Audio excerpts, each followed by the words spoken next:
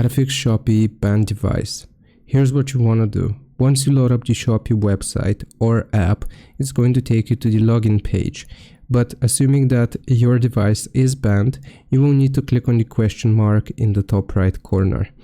Now from here, we will use the search bar to search for appeal, like so.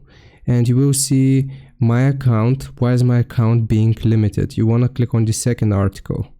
Now from here, it's going to explain that fraudulent activity might limit your account or give you the banned device message. So here, what you have to do actually is go to the Me tab and then click on Chat with Shopee, and you will choose Appeal for Account, and you will then select Appeal Account Suspension, and you can see here where you can find it. Click on Me and then Chat with Shopee, and you will just choose that option.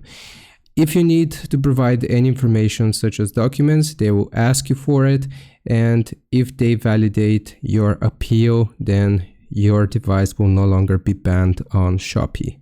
I hope this helps. Leave a like and sub. I'll see you next time.